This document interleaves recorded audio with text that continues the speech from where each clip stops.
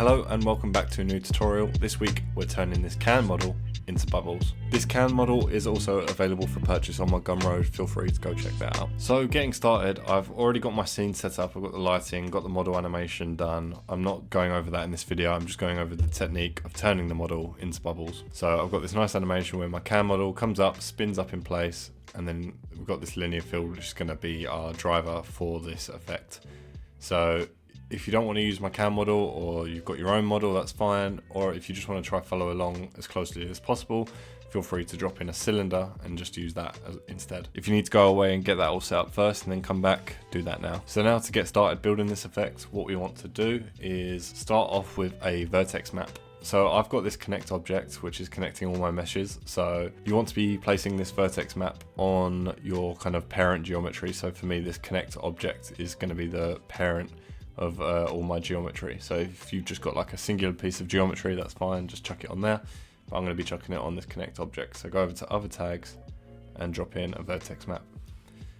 Where I've already got this linear field set up, so I'm just going to drop that in, but you might want to just create it and then you want to animate that linear field going through your mesh.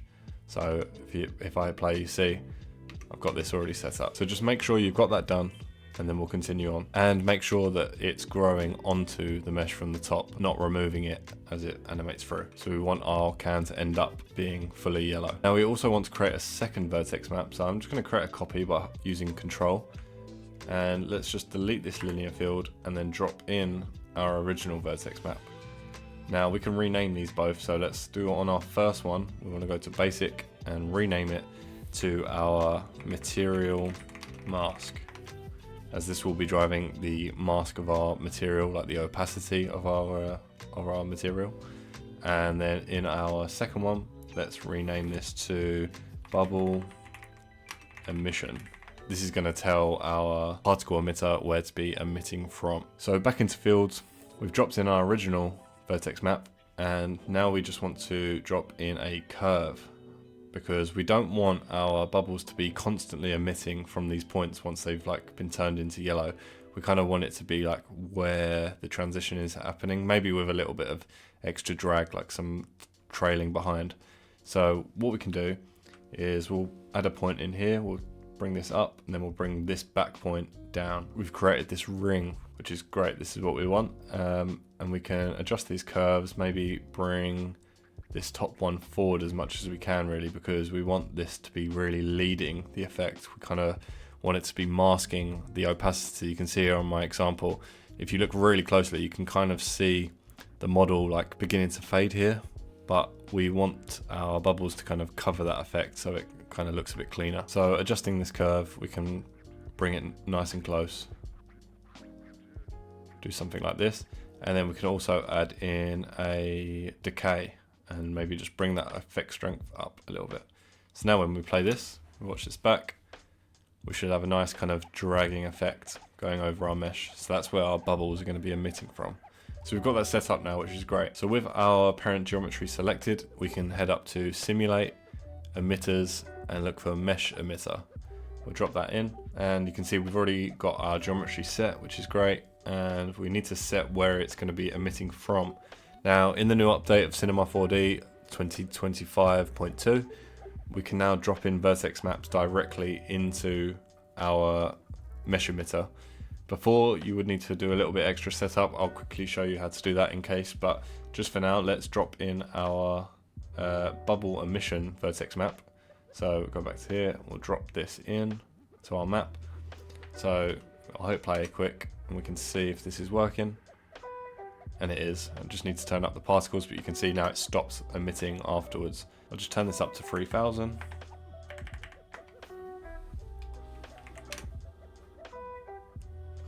And yeah, this is looking good.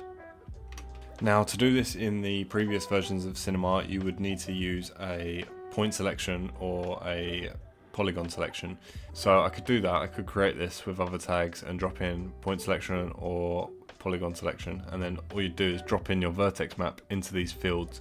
However, I've discovered that that doesn't work when using a connect object. It needs to be on an actual mesh, so you might just need to convert your geometry into a single mesh, but I'm going to be using the new the new updated feature. So I'm going to remove this point selection, but that's all you do. You just drop in your vertex map into there, and then in your mesh emitter, you just drop that into this restriction tab. But I won't be doing that today, so I'll remove that, and we'll go back to our setup we had, bubble emission. Now I don't want any speed on my particles when they're coming up. Well, maybe just a little bit actually. We'll go for like 20, and let's see how that looks. Yeah, that looks nice. So they're not racing away, and maybe we could even drop in a little bit of gravity, and let's turn it to -10, just really weak, but yeah, that's nice. So next thing we want to do is we can set up our particles, so the bubbles. I've already created a bubble model, which is just a sphere, turned down its segments, and created a texture for it. Not a very complex material. And the way to get your bubbles onto your particles is with this particle group. We need to right click down in render tags, drop in an RS object. We'll drop that in, and we'll change this to custom object and drop in our sphere in there. So now we won't see this in the viewport, but I'll pause that and I'll go to progressive rendering, and you can see now our bubbles are spawning. They look quite nice actually, but we want them to be a bit bigger. Depends what you want. You might want to have just loads of smaller bubbles, but we can create some variants as well actually. So let me just go back to our mesh emitter. We've got this radius here, and we've got like a little drop down we can click. So we can up this radius. I'm going to go for like 5, and then give it, actually let's go radius 10 and then variance 5. Let's see how that looks. Let's play that out again.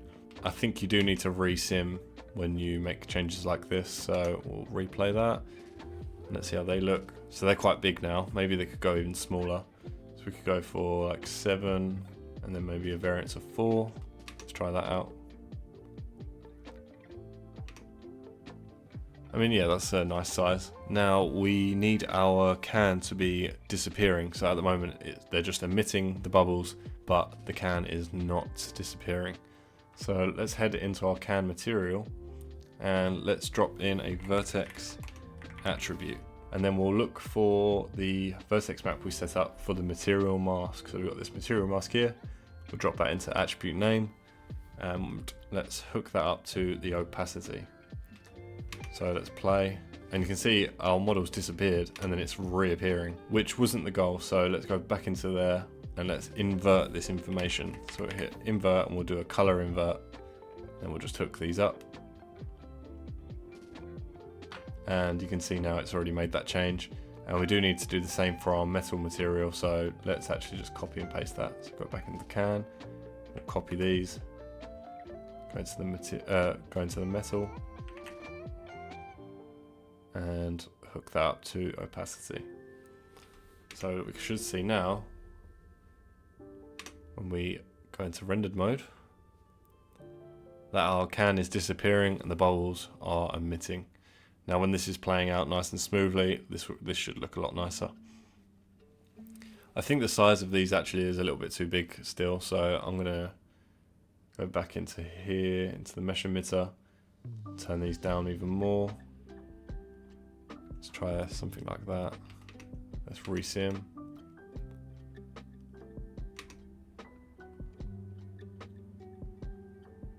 I mean, that's nice. Maybe I'll just add more. But I also think adding some turbulence could be nice. So I'll drop in a turbulence, and we'll go like really low strength, but like a higher scale, something like 35. And let's play that. That's nice, I think. Oh, actually, I might add some more. Let's go back to emission. Let's go up to 5,000. And let's play that. See how they look. I think this is nice. Got some smaller ones going on. Could even turn the variance higher, but I think this is pretty good so far.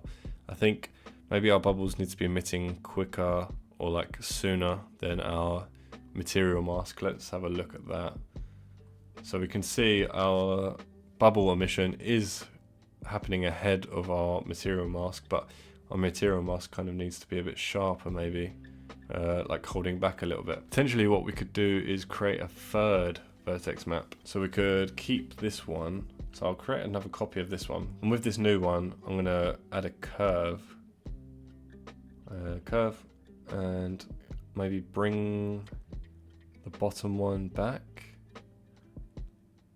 And yeah, so it's like around here maybe.